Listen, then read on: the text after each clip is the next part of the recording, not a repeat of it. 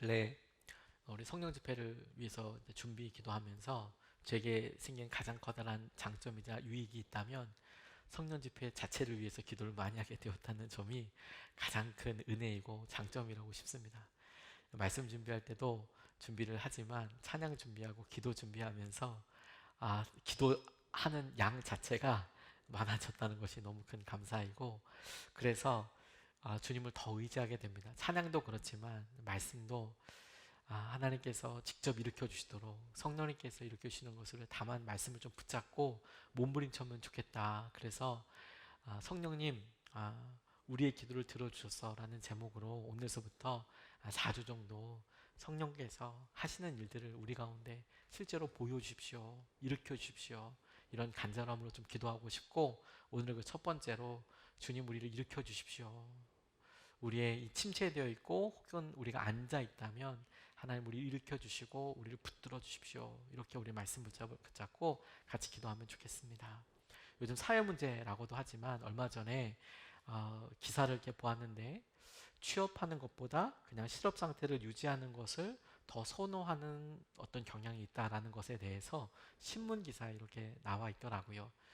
물론 어떤 특정한 층을 이야기하는 것이 굉장히 조심스럽습니다만, 조금 젊은 층에서 직장 생활을 하다가 어떤 직장에서 일하고 있는 스트레스나 혹은 그래서 벌게 되는 그런 일들보다 차라리 그만두고 실업급여를 받는 것이 조금 더 편하다, 그리고 그것에 좀 익숙해져 가는 사람들이 좀 늘어나고 있다라는 어떤 경향으로 기사를 써 놓았던 것을 보고, 진짜 그런 면이 있겠구나, 이제 이런 생각을 하게 돼요. 부끄럽지만 사역자들도 이렇게 우리가 함께 뽑고 싶습니다 라고 이야기하면 요즘은 큰 교회들도 잘 사역을 하지 않으려고 한다고 그렇게 이야기를 들었습니다. 점점 그렇게 되는 이유는 우리 마음속에 중심이 적나라하게 드러나기 때문이지 않을까, 이런 생각을 하게 됩니다. 제가 주목자 청년을 만나서 같이 사역을 한 적이 있었어요. 20대 중반인데도 본인이 노숙을 하는 거죠. 그리고 그 청년과 함께 이야기를 하면서 어느 우리 김범석 목사님이라는 분과 함께 이제 상담을 하는데, 그 청년의 각오와 마음을 잘 살펴야 된다, 이렇게 이야기를 하시면서 그 청년이 그렇다는 게 아니라 어떤 부류 한 가지를 이렇게 이야기하면서 사회복지형 인간이 있다, 이렇게 얘기하시더라고요. 어떤 부류냐, 우리나라가 아직까지 미흡한 점이 많지만 그래도 사회복지와 관련된 일들이 점점 확충되고 점점 구체적인 영역까지 들어가지 않습니까? 그러니까 이걸 잘 알아서 이제 시설 같은 경우도 돌아가면서 이렇게 사는 거예요. 여기 무슨 구에 한 6개월 있다가 다음에는 저쪽에 관악구 가서 또 있고, 이렇게 돌아가서 그래서 세금으로 이렇게 쭉 그렇게 살게 되는 경향들이 있어서, 그래서 사회에서 무슨 교육받고 뭐 이렇게 할 때 어떤 받는 것들도 있지만 이제 그것 자체로 생활을 유지하는 사람들이 의외로 있더라. 사회복지를 하는 사람의 입장에서는. 그래서 정확하게 봐줘야 될 것이, 그런 경우에는 힘들 때까지 조금 이렇게 기다려서 봐주는 게, 각오가 설 때까지 그런 게 도움이 되는 수도 있더라, 이런 이야기를 조심스럽게 나누기도 하시더라고요. 요는 뭐냐면 자발적으로 자기가 열심히 하는 것에 대해서 자제하는 사람들이 의외로 있더라라는 것이죠. 열심히 일해서 내가 한 대가를 받는 것보다 그냥 이렇게 가만히 있는 게 훨씬 내게 편해, 익숙해, 좋아, 이렇게 생각하는 사람들이 있어요. 오늘 저는 영적으로도 딱 그와 같은 일이 있겠다라는 생각이 들었어요. 무슨 말이냐? 가만히 앉아있는 게 더 편하다. 성전 앞에 있어도 가만히 앉아있는 게 더 편하고, 스스로 일어나기보다 다른 사람들이 챙겨주고 일으켜주는 게 더 좋다. 누가 나를 일으켜줄 때까지 기다려주고. 그런 사람들에 대해서 오늘 제자들이 예수님의 이름으로 했던 일을 통해 주님이 우리에게 말씀하시고 도전하시는 것들을 우리가 같이 붙잡고 싶습니다. 오늘 본문에서 우리가 첫 번째로 우리 스스로에게 질문해보고 점검해보고 싶은 것은, 우리 믿음과 영적인 생활에 대한 우리 자신의 목표치, 기대값에 대해서 좀 질문해보고 싶어요. 여러분들의 삶이 성령으로 충만한 가운데 어디까지 회복 혹은 성장하기를 원하십니까? 이 목표치, 이 기준치를 기대값을 생각해 보면 우리가 의외로 앉아있는 사람보다 더 나은가라는 점에 차이를 발견할 수 있지 않겠습니까? 오늘 1절과 2절 말씀을 보면 이렇게 이 배경을 설명하고 있어요. 오후 3시에 기도 시간이 되어서 베드로와 요한이 성전으로 올라가는데 나면서부터 못 걷는 사람을 사람들이 떠매고 왔다.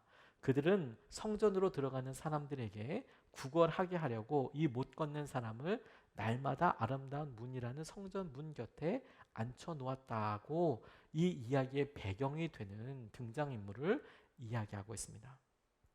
저는 이 등장인물들에 대해서 목표가 무엇인가를 질문해 보게 됐어요. 이곳에 있는 사람들의 혹은 이곳까지 오게 된 목표가 무언가 이렇게 질문해 보게 됐어요. 무슨 말이냐면 어떤 사람은 그냥 성전에 앉아 있는 곳으로 만족하는 사람도 있겠더라고요. 오늘 이 안진뱅이라고 설명되어 있는 이 장애가 있는 사람처럼 구걸하는 사람처럼 그저 못 걷는 사람 그냥 그 자리에 앉아 있는 것만으로도 괜찮아.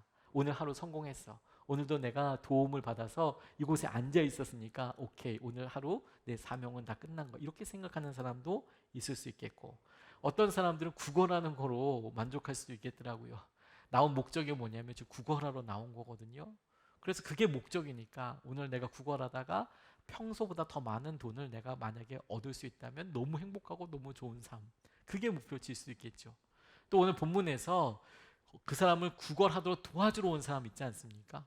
그 사람이 어떤 목적과 의도를 가지고 있는지 성경은 나타나 있지 않지만 그래도 이 성경에 쓰여진 대로만 이야기한다면 그가 이 성전 앞으로 온 이유는, 이 아름다운 문 앞으로 온 이유는 뭐냐면 누군가가 구걸할 수 있도록 길을 열어준 게 그 사람 역할이죠.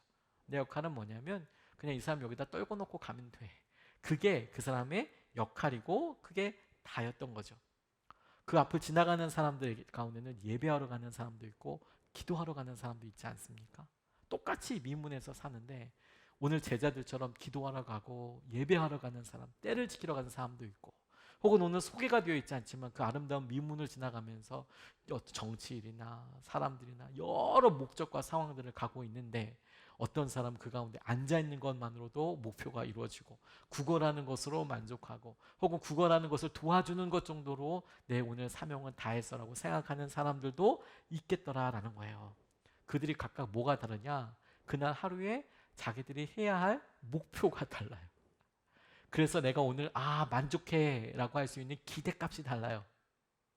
그래서 그들이 느끼는 행복감이 어떻다 저떻다를 떠나서 그게 그 사람의 현재 상황과 앞으로 그 사람에게 일어나게 될 믿음의 일들이 드러나게 되는 중요한 중심이 된다는 점을 우리가 한번 살펴봐야 한다는 거예요. 여러분들, 다시 한번 우리 스스로에게 질문해 보고 싶어요. 여러분들이 오늘 이 아름다운 문, 미문이라고 나온 곳에 온 사람들이라면 여러분들은 오늘 이곳에 온 목표가 어디까지입니까? 그냥 구걸하기 위해서, 앉아있기 위해서, 오늘도 누군가를 돕기 위해서 이런 정도입니까? 아니면 주님께 예배하고 주님께서 하시는 일을 보기 위해서입니까? 제가 이번 항저우 아시안 게임 때 본의 아니게 공부하게 된 게 있다면 저희 딸 때문에 공부하게 된 게 있다면 뭐 그 e스포츠? 전 잘 모르는데 뭐 그런 것들을 이야기를 하더라고요. 진짜 e스포츠가 이번 항저우 아시안 게임 때 그 정식 그 종목으로 채택이 됐어요. 앉아서 이것만 하는데 이게 무슨 스포츠인지 모를까 이렇게 할 줄 있지만 또 의외로 되게 시장이 크더라고요. 우리나라 프로 선수 중에서 가장 많은 연봉을 받고 있는 사람 혹시 알고 계십니까? 모든 프로 선수 중에서 뭐 배구, 야구, 농구 모든 프로 선수들 중에서 제일 많은 연봉을 받고 있는 사람. 아이러니하게도 그 e스포츠 선수예요. 페이커라고 이상혁이라는 선수가 제일 많이 받습니다. 정확하게 이 사람의 연봉을 그냥 추측만 해요. 얼마인지 알리면 안 되는 것으로 계약을 맺었대요. 그래서 연봉이 50억이라는 사람도 있고 70억이라는 사람도 있고 거기에 무슨 스탁 옵션 같은 걸 줘서 더 많이 받는 것도 있다. 이렇게 이야기를 할 정도입니다. 뭐 그래서 여러 일화들이 많더라고요. 그가 한 260억 정도 되는 중국 회사에서 팀에서 스카우트 하려고 그러는데도 그런 다 퇴차를 났다. 그 260억보다 더 버는 거 아니냐 이렇게 생각하는 사람도 있기는 하던데 아무튼 추측만 하니까 굉장히 많이 벌더라고요. 근데 뭐 그런 얘기를 하려는 게 아니라 페이커 선수가 20대 중반 정도 되거든요. 나이가 이렇게 많지 않습니다. 30은 안 됩니다. 그런데 제가 그 선수를 이렇게 보는 게 저희 딸이 하도 얘기해서 이렇게 보다가 이런 그 유튜브를 하나 봤어요. 중학교 1학년 학생이 프로게이머가 되고 싶어 하는 거예요. 중학교 1학년이니까 애가 어리잖아요. 저희가 본인들은 되게 좀 다 컸다고 이야기할지 모르겠지만 부모들이 봤을 때 중학교 1학년은 잘 애죠, 애기 갓난 애. 뭘 판단하겠습니까? 근데 프로게이머가 되고 싶어 하는 거예요. 장래 꿈이. 그래서 당시에 어떤 프로가 있었냐면 아주 사람들이 선망하는 어떤 연예인이든 어떤 사람 명사와 함께 이런 만남의 시간을 주선해 주는데 그 사람과 만남의 시간 자체를 사는 거예요. 경매하듯이 사서 그걸 좋은 일에 이렇게 쓰는 그런 일이 있었어요. 경매하듯이 해서 누가 어떤 가치를 평가하는 게 아니라 그 수익금을 이제 좋은 일에 쓰도록 이 명사 혹은 무슨 유명한 선수 이런 사람들이 시간을 그렇게 기부하는 거고 또 그 일에 참여하는 사람도 그게 좋은 곳에 쓰이니까 기부 형태로 이렇게 되는 그런 프로그램이 있었는데 이 중학교 1학년 아들이 그 게임을 그렇게 한다고 하니까 아버지가 이 아들을 위해서 이 경매에 참석한 거예요. 그 시간을 사서. 그래서 굉장히 비싼 돈으로 그 페이커 선수의 한 시간을 샀습니다. 나중에 알고 보니까 더 마음이 절절하더라고요. 왜냐하면 이 아버지가 시한부 암을 앓고 있었거든요. 그러니까 이 아들이 이 천둥 벌거숭이 같은 아들이 게임한다고 하니까 그리고 이 페이커라는 선수를 너무 좋아하니까 그 페이커 나온다는 그 이야기를 가지고 듣고 와서 이 아들을 위해서 한 시간을 정말 비싼 돈으로 사서 만나게 해줬어요. 그리고 1대1의 이제 이야기가 시작됩니다. 1대1 이야기하는데 왜 하려고 하냐 이런 이야기를 하는데 이 친구가 두 가지 이유를 얘기하더라고요. 게임이 재미가 있다. 일단 자기가 프로 선수 하려고 하니까 게임이 재미가 있다. 두 번째, 내 친구들보다 좀 잘하는 것 같다. 좀 탁월하게 잘하는 것 같다. 그러니까 이 페이커 선수가 물어보더라고요. 어느 정도 하냐? 그러니까 저는 사실 등급은 잘 모르는데 저희 딸은 또 옆에서 막 얘기하더라고. 아빠 이게 뭐가 있는데 그래서 저는 오히려 더 흥분해서 네가 고3이야 지금. 네가 지금 고3이다. 야 그걸 다 아빠 지금 엄청 혈압이 그렇게 올라가고 있어 지금. 근데 아무튼 이 아이가 중학교 1학년인데 플래티넘이라는 이런 중간 좀 잘한다 이런 수준이래요. 그 다음 등급이 다이아몬드라는 등급인데 그까지 중학교 2학년까지 올라가면 자기가 프로 선수가 되는 게 목표라고 이야기를 했어요. 근데 그 이야기를 듣고 이 이상혁 선수, 페이커 선수가 정말 현실적으로 이야기해 버리더라고요. 물론 대놓고 직접적으로 얘기하지 않지만 너 그렇게 많이 잘하는 건 아니다. 그러니까 돌려서 이야기는 해요. 중학교 1학년, 2학년 친구 중에서 다이아 정도로 등급을 잡는 것은 사실 높지 않다. 네 나이 또래에 그것보다 몇 단계 위를 갖고 있는 사람들도 많더라. 그런데도 프로 선수로 데뷔를 못하더라. 경쟁률이 워낙 세니까 이거 안 되더라. 그래서 너 지금 너무 일찍 꿈을 선택하지 말아라. 지금 이렇게 해놓고 나중에 포기하면 돌아가기도 힘들고 어렵다. 정말 현실적으로 아빠가 해줬을 법한 이야기를 이 젊은 선수가 이 중학교 1학년짜리 천둥 벌거숭이한테 그냥 대놓고 그냥 해버리더라고요. 근데 제가 되게 도전받았던 게 뭔지 아십니까? 그 이상혁 선수가 그냥 이야기 듣자마자 하는 거였어요. 목표를 높게 잡아야 해. 네가 정말로 프로 선수가 되고 싶다면 목표를 높게 잡아야 돼. 네가 생각했을 때 할 수 있다고 생각하는 수준이 아니라 높게 잡아야 해. 제가 그 얘기가 되게 많이 도전이 됐어요. 제가 어느 순간 이렇게 가만히 보니까 하나님께서 우리에게 주는 여러 일들과 상황들을 보게 될 때 우리가 우리 마음속에 기대하는 기대치가 우리 현실과 우리 상황에 맞춰서 계속 다운그레이드 돼서 이제 맞춰져 있는 거죠. 그래서 하나님께서 하시는 일에 대한 기대보다도 그냥 우리가 열심히 하면 할 수 있는 수준에서 계속 이렇게 맞춰져 가는 거예요. 내가 열심히 해서 다다를 수 있는 행복. 내가 열심히 해서 이렇게 될 수 있는 행복. 그런데 하나님께서 우리에게 말씀으로 찾아오시고 하나님의 말씀과 우리의 삶의 접점으로 닿는 부분은 뭐냐면 우리가 할 수 있는 수준으로 할 수 있는 것은 하나님이 하시는 일은 아니죠. 우리가 열심히 한 거잖아요. 하나님이 우리에게 주목하게 하시는 것은 뭐냐면 뭐가 주님이 하실 수 있는 수준이냐는 거죠. 뭐가 주님이 하실 수 있는 수준이냐. 오늘 이 본문 말씀에서 그거 아닙니까? 여기에 다양한 목적으로 와 있는 사람들이 있더라. 그 기대값과 기대치를 한번 생각해봐라. 목표를 생각해봐라. 그래서 그게 완성됐다고 있는 사람들 봐라. 그 가운데 완성되어 있다고 생각하는 사람들, 그게 이루어졌다고 행복할 사람들이 있겠나. 오히려 예배하러 기도하러 가는 이 제자들은 들어갈 때 그런 감동과 은혜를 누린 것은 아니죠. 오늘 그 사람을 만나고 이 사람은 예배하러 기도하러 들어가고 있었는데 지금 어려운 사람을 만나니 그 사람과 이야기하면서 들었던 생각, 성령의 감동대로 지금 통로로 쓰임 받는 거 아니겠습니까? 그러니 목표가 무엇인가 되게 중요하겠다는 생각을 하게 됐어요. 어느 순간에 우리가 안진뱅이들이 되어 있는 거예요. 믿음을 잘 쓰지 않는 거죠.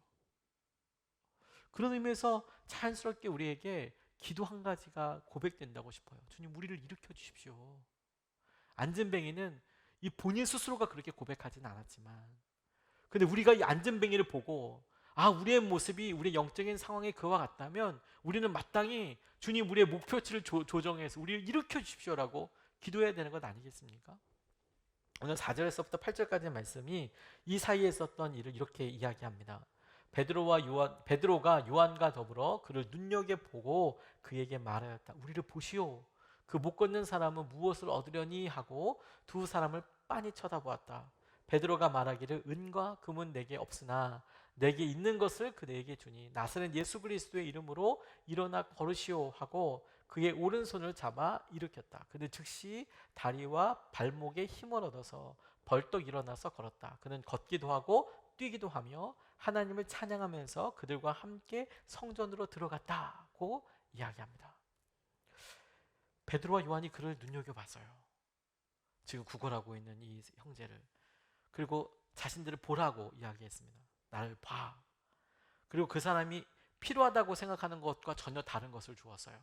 지금 이 구걸하고 있는 사람이 필요로 하다고 노골적으로 이야기하고 있는 것은 무엇입니까? 구걸하고 있으니까 돈이죠, 돈. 그렇죠. 돈이 필요하다고 이야기하고 있는 건 아닙니까? 노골적으로. 그가 지금 필요하다고 말하고 있고 주장하고 있고 이야기하고 있는 것은 돈이었어요. 구걸하고 있었으니까. 그런데 이 베드로와 요한이 보기에 그에게 필요한 것은, 그에게 필요하다고 생각하는 것은 다른 것이었어요. 하나님께서 그에게 너 지금 필요하다고 너한테 필요한 것은 돈이 아니야. 이렇게 말씀하시는 거죠. 무엇이 더 좋습니까? 우리가 필요로 하는 것이, 공급되는 것이 더 좋습니까? 아니면 누군가가 우리에게 필요로 하다고 생각해서 주는 것이 더 좋습니까? 사실 이것은 의외로 상당히 단순한 질문은 아니에요. 왜냐하면 우리 삶에 실제로 경험되어지는 경험값들이 많거든요. 예를 들어서 여러분 생일 선물 받는다고 생각해 보세요. 여러분들에게 필요한 거 주는 거 좋습니까? 아니면 여러분들에게 누군가가 필요하다고 생각되는 것을 주면 좋습니까? 물론 공짜로 주는 건 다 좋습니다. 그렇지만 미리 좀 물어봐 준다면 뭐 필요하냐고. 그래서 평소 때 좀 내 돈 사기는 좀 그렇지만 뭐 그런 일을 좀 어렵게 얘기했는데 뭐 흔쾌히 그런다고 그러면 좋겠죠. 사실 우리가 삶에서는 그런 걸 경험하지 않습니까? 그런데 우리가 그런 걸 보다 보면 우리가 전제 한 가지가 있어요. 그 사람과 우리가 똑같은 수준이고 똑같은 어떤 지적인 한계와 지적 경험들을 갖고 있다면 해줄 수 있는 게 비슷비슷하고, 그리고 내가 해줄 수 있는 거나 그 사람이 해줄 것이 서로 비슷하다면 물어보는 게 편하겠죠. 뭐가 좋으냐고. 하지만 이런 상황이 아니라 잘 몰라요, 이 사람이. 우리의 자녀들이라고 생각해 보세요. 지적인 차이가 나거나 무엇이 필요하고 그 앞길과 미래를 아는 수준이 다르다고 생각해 보세요. 그러면 그 사람이 꼭 필요한 것들이 있지 않겠습니까? 꼭 필요한 것들 놓고 준비하고 하지만 정작 그때 사랑하는 사람은, 우리 아이들은 이게 제일 필요하다고 고르고 이렇게 이게 제일 중요하다고 생각하지만 부모들은 그거 보고 아주 안타까운 거죠. 그렇죠? 그걸 공급해 주는 것도 있지만 사실 그걸 공급해 주는 것은 더 좋은 것을 내가 누릴 수 있도록 열어주기 위해서 공급해 주고 그렇게 하는 것 아니겠습니까? 하나님께서 이제 우리에게 보실 때도 똑같다는 생각을 하게 됐어요. 만약에 여러분 그 사람이 원하는 만큼의 돈이 채워졌다면, 오늘 구걸하는 사람에게 있어서 이 사람에게 그날은 정말 운수 좋은 날로 기억될 거예요. 그렇죠? 오늘 진짜 운수 좋은 날이야. 내가 이렇게 구걸했는데 오늘 지나간 사람이 다 돈을 줘. 그 중에 베드로와 요한이라는 사람이 있는데 얘네들은 진짜 엄청난 돈을 그냥 금덩어리를 떨고 놓고 갔어. 그 사람도 안 지나가나, 이렇게 생각할 수 있게 정말 운수 좋은 날로 기억될 겁니다.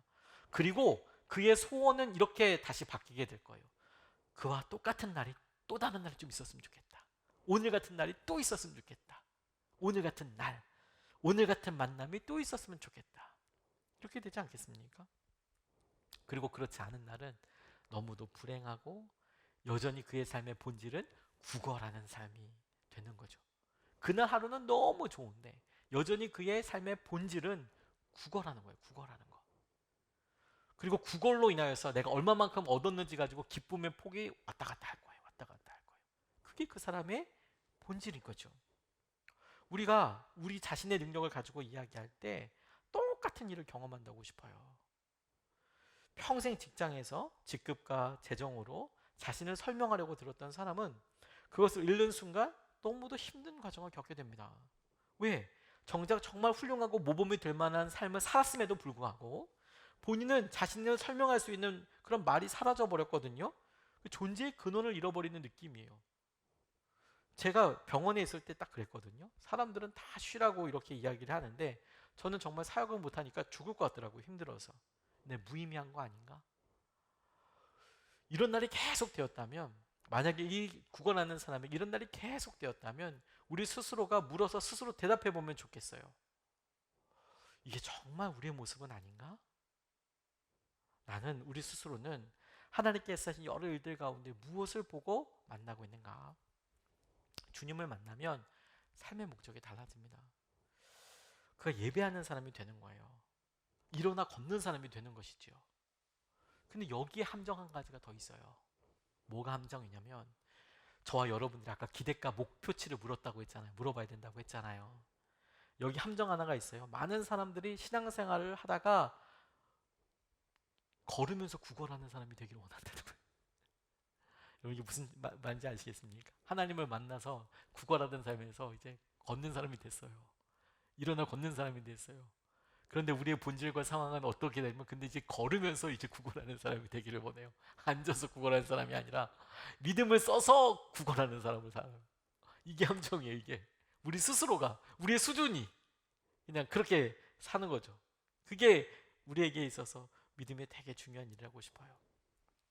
저희 아버지 교회에 시골에서 저희 교회 집사님 한 분의 어머니가 상주라는 곳에서 이렇게 딸내 방문하러 오셨는데 꽤 긴 기간 동안 딸내 집에 있었습니다. 그리고 이분이 예수님을 믿게 됐어요. 시골에 있는 할머니여서. 그래서 뭐 아는 것도 없고 그렇다고 하지만 참 마음이 따뜻한 할머니셨어요.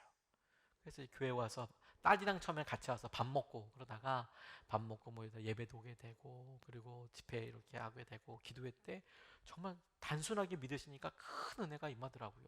이분이 정말 큰 성령의 은혜를 경험하게 됐어요. 신앙생활 처음 시작하는 분인데 그래서 은혜도 터지고 막 이렇게 되어 있었어요.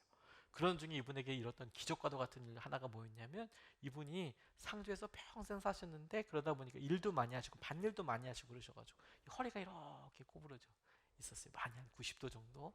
그래서 이제 지팡이를 짚고 이제 다니셨거든요. 근데 그렇게 다니시다가 이분이 교회에서 기도도 하고 같이 하고 이러다 보니까 오랫동안 이렇게 있어서 도저히 잘 안 펴지던 굽어있던 이 등이 이렇게 펴지셨어요. 그 딸내 집에 있을 때 지팡이도 안 짚고 다니게 되셨어요. 놀랍죠. 어마어마한 일이 일어난 거예요. 그래서 교회 오실 때도 처음에 이렇게 오셨던 할머니가 나중에는 이렇게 펴고 그리고 이제 교회 이렇게 오시고, 물론 이제 나이 자체가 있으셨기 때문에 뭐 몸이 약간 이제 이렇게 있는 건 어떻게 할 수 없지만 그래도 이렇게 완전히 등이 펴졌으니까 대단한 일이 일어났죠. 와. 그리고 이제 꽤 오랫동안 계시다가 이제 고향 상주로 다시 이제 돌아가시게 되셨어요. 자기 집이 있는 곳으로. 딸네 집에 한 6개월 정도 있었으니까 이제 돌아가서 이제 다시 이제 하시려고 이러고 있는데. 그러니까 이제 교회, 특별히 이 따님은, 아유, 우리 엄마가 그 돌아가니까 이 친척, 삼촌들도 다 거기 같이 있으니까 난리 날 거다, 이제. 예수님 믿고 허리가 펴졌으니까 난리 날 거다. 이런 생각을 하고 기다렸는데 아무 소식이 없는 거예요. 이상하다 싶어서 넌지시 이제 친척들한테 이제 형제들한테 전화를 한 거죠. 엄마 갔는데 뭐 이상하지 않아? 이상하지 않아? 엄마 뭐 똑같아? 아니 뭐 허리 뭐 이런 거 뭐 이상하지? 아니야 똑같아. 무슨 얘기냐면 이분이 여기서는 다 이렇게 허리를 펴고 이렇게 잘 다니다가 그 상주 터미널에 내리자마자 아이고 이게 다시 이제 그래서 상주 시내에서는 다시 자기 자발적으로 이제 이렇게 숙이고 다니셨던 거예요. 아무도 변화가 일어나지 이제 몰랐던 거죠. 믿음으로 우리 하나님을 경험하고 하나님께서 하신 은혜들을 누립니다. 걷게 돼요. 그런데 여러분, 우리 스스로가 다시 구걸의 자리에 가 있는 경우들이 의외로 많이 있는 거죠. 그게 함정이라는 거예요. 제가 이 말씀을 이렇게 내리고 이렇게 마무리하면서 저 스스로도 집요하게 묻게 되더라고요. 저 스스로에게 제가 예수님을 안 믿었으면 뭐가 되었을까, 이런 질문들을 많이 해보게 됐습니다. 뭐 속단할 수는 없습니다. 모든 일이 제 계획대로 될 리도 없을 뿐더러 그냥 막연하게 제가 원하던 대로 됐으면 난 뭐가 됐을까? 뭘 하고 있을까? 잘 됐으면. 안 됐으면 뭐 아무것도 안 됐을 거고, 잘 됐으면 뭐가 되어 있었을까? 아마 제가 하던 공부나 이런 것들 생각해 봤을 때 잘 되었으면 아마 학교에서 가르치고 있거나 아니면 영화나 연극 뭐 이런 관련된 일을 하고 있지 않았을까? 뭐 이런 생각이 들었어요. 하지만 가만히 생각해 보니까 늘 경쟁 때문에 힘들었을 것 같아요. 늘 경쟁 때문에 힘들고 어려웠을 것 같아요. 근데 이게 제게 되게 중요한 질문이 된 게 뭐냐면, 그럼 나는 혹시 보이지 않는 여러 일들에 경쟁하고 힘들고 있지는 않을까? 나는 구원받고 은혜를 받아서 이제 예수님 때문에 내가 목회의 길을 가지만 정작 나는 그런 구원받은 모습으로 그냥 그곳에 앉아서 다른 사람들이 주는 인정과 이런 걸 구걸해 가면서 사는 이런 세상을 생각하면서 살아가고 있는 것은 아닐까? 그렇게 고민하면서 제 마음속에 참 많은 생각들이 들고 회개가 나오더라고요. 주님이 우리 안에 계시고 우리 삶이 어떠함보다 주님의 은혜가 더 분명해진다면 이건 우리에게 굉장히 중요한 것 아니겠습니까? 일어나서조차 구걸하는 삶을 살 수는 없잖아요. 주님 우리를 일으켜 주십시오라고 이야기할 때 가만히 생각해 보는 거죠. 그래서 우리의 목표치, 기대값을 생각해 보는 거예요. 그래서 뭘 하기를 원하는데, 그래서 어떤 일들을 하길 원하는데, 하나 이게 힘들고 어려워요 라고 해서 그것이 해결되기 원해요 라고 이야기하는 것은 아주 좋은 스타트예요. 좋은 한 걸음입니다. 저는 그건 너무 중요하다고 생각해요. 우리의 문제와 우리 상황으로 한 걸음 내딛는 것, 기도의 자리로 오는 것은 아주 바람직하고 지극히 자연스러운 스타트입니다. 근데 그렇게 내딛었다면 한 걸음 더 내딛기 시작할 때 그 끝과 목표가 분명히 있지 않겠습니까? 오늘 본문 말씀이 일어나서 구걸하지 않는 삶을 살기 위해서 우리에게 사람들에게 나아가야 하는 것에 대해서 이야기한다고 싶어요. 9절과 10절 말씀이 이렇게 이야기합니다. 사람들은 모두 그가 걸어다니는 것과 하나님을 찬양하는 것을 보고 또 그가 아름다운 문 곁에 앉아 구걸하던 바로 그 사람임을 알고서 그에게 일어난 일로 몹시 놀랐으며 이상하게 여겼다. 제가 9절 말씀을 특별히 사람들은 모두 그가 걸어다니는 것과 하나님을 찬양하는 것을 보고, 그리고 10절 그가 아름다운 문 곁에 앉아 구걸하던 바로 그 사람임을 알고서 그에게 일어난 일로 몹시 이상하게 여겼다. 이렇게 이야기하고 있거든요. 다시 말해서 그가 그곳에서 고침을 받고 고침을 받아서 일어난 것으로 인하여서 주위 사람들이 그 사람을 알아보고 그 사람에게 일어난 변화로 인하여서 하나님이 하신 일을 놀라워하게 되었다라는 거예요. 찬양하게 되었다라는 거예요. 이게 일어난 결과이죠. 근데 여러분, 이것이 우리가 앞에 있는 사람이 마치 그 자리에 우리가 함께 있으면서 베드로와 요한이 말했더니 그 사람이 벌떡 일어난 이 일을 통해 우리에게 적용하고 도전하는 메시지를 생각해 보면, 아, 하나님께서 이 사람이 이곳에 앉아 있어서 아마 오랫동안 이 아름다운 문, 미문이라는 곳에 앉아 있었기 때문에 그를 여기다 계속 데려다 주는 사람이 있었다잖아요. 추측하건대 이미 라포가 관계들이 형성되어 있었을 거예요. 그 자리에는 뭐 아무나 있는답니까? 한 번 있고 하루인가 아니라 그날도 계속 나오면 거기에 있는 관계들이 있지 않겠습니까? 그를 데려다 주는 사람도 있지 않았겠습니까? 그곳에서 한 번 받고 내일도 받고 그 이후에도 보게 될 사람도 있지 않습니까? 혹은 그 전날도 일주일 전에도 언제부터 와 있는지 모르겠지만 한 달 전에도 그를 봤었을 사람이 있지 않겠습니까? 여행자 한 번으로 한 번 지나간 사람이라면 어떨 수 없겠지만 그곳에 왔다 갔다 했던 사람이라면, 그러면 그 사람이 누군지 이름은 모르더라도 뭐 하는 사람인지는 알지 않겠습니까? 그런 모든 사람들에게 이 사람의 변화가 하나님이 하시는 영광과 은혜가 찬양의 제목이 되었다라는 거예요. 저는 이것을 이렇게 한번 고쳐서 다르게 표현해 봤어요. 아, 이 사람이 이제 구걸에서 구걸하는 사람이고 또 구걸을 해주는 사람의 관계가 아니라 그가 일어나서 같이 하나님을 찬양하는 사람으로서 새로운 관계를 맺기 시작한 거구나. 관계가, 우리는 내가 고침받아요. 일어나는 것에 목표를 가지고 살아가요. 근데 여러분, 일어나도 그곳에 구걸하고 있으면 똑같은 사람이 되는 거예요. 그곳에 있는 모든 사람에게 그 사람이 앉아있던 서있던 그 구걸하는 사람이잖아요. 그러니까 일어나게 해주십시오라고 기도하지만, 그래 일어나게 됐어, 우리의 문제가 해결이 됐어, 우리를 힘들게 하는 여러 일들로부터 우리가 자유함을 얻었어, 우리가 거기까지 생각하고 말 것은, 그런데도 여전히 여러분 우리가 이 미문에, 아름다운 문에 앉아있는 사람처럼 일어났다가 구걸하는 사람이 되면 전혀 똑같이 세상의 가치와 상황을 가지고 살아가면 그게 무슨 의미가 있냐는 거예요. 오히려 그가 이 모든 일들을 끝내고 하나님께서 하시는 것을 따라서 나아가서 하나님을 찬양하는 것으로 인하여서 그가 지금까지 그를 보았던 사람에게 변화의 주인공으로 새로운 관계가 시작되고 새롭게 하시는 것으로 사람들에게 하나님의 영광의 통로가 되게 하는 것, 이게 목표 아니겠습니까? 오늘 우리가 여러분 주님 앞에 성령님 우리 가운데 우리의 기도를 들어주십시오라고 기도할 때, 저는 저와 여러분들이 교회의 일들뿐만 아니라 우리 개인의 가정에 간절함 먹고 기도하는 것이 하나님의 구체적인 부르심이라고 저는 의심 없이 믿습니다. 그게 첫 발자국이에요. 이 구걸하는 사람이 나왔으니까 지금 만나는 거 아닙니까? 베드로와 요한을. 그래서 왔어요. 그걸 뭐라고 이야기하지는 않습니다. 그런데 여러분, 우리의 기대치를 생각해보고 이 사람을 보면서 그래 우리가 일어났어요, 그래 기도가 응답됐어요, 그래서 만족하는 것이 아니라 그러고 나서 우리가 여전히 구걸하는 사람이 될 것이냐, 아니면 이곳에서 하나님을 찬양하는 모습으로 드러나는 것처럼 우리가 변화된 모습으로 사람들에게 또 다른 과정과 또 다른 동기부여가 되고 또 다른 믿음의 시발자라고 해야 되나, 처음이 되는 사람, 시작이 땅 돼서 마치 당구공이 처음에 빡 쳐서 다른 걸 이렇게 팍 터뜨리듯이 그 첫 번째 촉발점이 되고 처음에 시작점이 되는, 그걸 주님께서 우리에게 원하신다고 저는 믿어요. 그리고 이것은 우리의 삶의 중요한 기준 자체가 됩니다. 왜 여러분, 우리가 한번 이렇게 벌떡 일어났다 이것을 경험하는 것은, 앞서 구걸하려고 했던 이 사람이 오늘 하루 땡 잡았어, 수지 맞았어, 엄청난 것이 이루어졌어 라고 바라는 것과 원하는 것이 이루어졌다고 고백하는 것과 별반 차이가 없어요.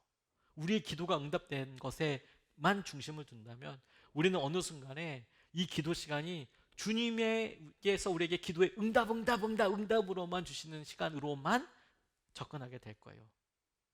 구걸하는 마음이랑 별반 차이가 없죠. 그런데 여러분, 우리가 이것을 통해서 주위에 있는 사람들에게 우리의 변화와 하나님께서 우리에게 하시는 일들을 통하여 또 다른 모습으로 하나님을 보게 되는 통로가 된다면 그것이 하나님의 목적이고 하나님의 부르심이 되는 거예요. 그게 하나님께서 여러분들을 일으키시는 이유라고도 싶어요. 우리 가운데 참 힘들고 어려운 어떤 사람들은 어렵고 힘들고 하나님 내가 일어섰어요, 내가 이런 상황이 일어났어요 라고 하면 새롭게 시작하는 것이 되게 중요하다고 생각해요. 근데 여러분, 그렇지 않습니다. 대부분 우리에게 중요한 변화들은 새로운 눈금 하나가 변화인 거예요. 하나님, 내가 오늘 이렇게까지 됐어요. 하지만 주님께서 내게 이끌어 주신 귀한 은혜와 마음을 통하여서 계속 주님 앞에 다루심 받고 주님께서 행하시는 일들을 통해서 내가 이만큼 성숙했는 것을 내가 보고 싶어요, 알고 싶어요. 주님을 예배하는 자로, 찬양하는 자로 그렇게 살아가고 싶어요. 오늘 여러분, 주님 우리를 일으켜 주십시오라고 기도하면서, 우리가 성령 집회를 나와서 이렇게 기도하면서, 그리고 우리 성령 집회의 어떤 방향을 틀어가서 이끌어가면서 우리가 좀 기도하고 싶은 것이 딱 이와 같다고 싶어요. 우리가 기도하는 것 자체도 우리 삶의 중심, 우리 삶의 문제로 나오는 것은 너무 환영이고 너무 좋은 주님의 도전이지만, 그런데 그렇게 일어나서 구걸하는 삶이 아니라, 그렇기 때문에 주님 자체가 원하시는 것은 무엇이고, 내 문제로만 살았던 우리가 하나님께서 하시는 일에 대하여 중심을 갖게 되고, 내 문제로 살았던 여러 일들에 대해서 내가 주변에 있는 사람들의 기도와 주변에 있는 사람들의 문제를 놓고 하나님 앞에 기도하는 사람이 되고, 그들을 위하여 우는 사람이 되고, 그들의 자리를 먼저 내가 지키면서 나아가는 것을 통해서, 적어도 하나님께서는 우리가 다만 일어난 것이 아니라 하나님을 예배하고 하나님과 새로운 관계를 맺어가고 그가 변화되고 새로운 찬양과 새로운 영광의 통로로서 쓰임받는 사람이라는 것을 드러나게 되는 놀라운 통로와 은혜가 되게 하여 주실 거라고 저는 정말로 믿습니다. 관계가 바뀌었다는 것을 아는 것은 사람들이 어느 정도 친해진 다음에 알 수 있는 거잖아요. 원래 기존의 관계에서 바뀌는 것은 얼마나 큰 노력이 있더라 하더라도 다 알 수 있어요. 저는 지금 이 시간이 하나님께서 우리에게 그런 일들을 하나하나 그려가시고 도전해가시고 이끌어가시는 주님의 도전이고 은혜의 시간이라고 싶어요. 그리고 그것을 위해서 우리가 다 같이 기도하고 싶어요. 다시 한번 여러분, 저는 이 금요 성령 집회를 이제 새롭게 시작하고 준비하면서 제 마음의 소원은 딱 하나예요. 주님이 정말 기뻐하셨으면 좋겠다. 성령께서 우리의 기도와 우리의 이런 모습을 기뻐하셨으면 좋겠다. 그리고 성령께서 하시는 이런 일들로 인하여서 우리가 그 주님을 경험할 수 있으면 좋겠다. 제가 말씀 준비하면서 저한테는 되게 너무 감사하고 좋은 도전이라고 싶어요.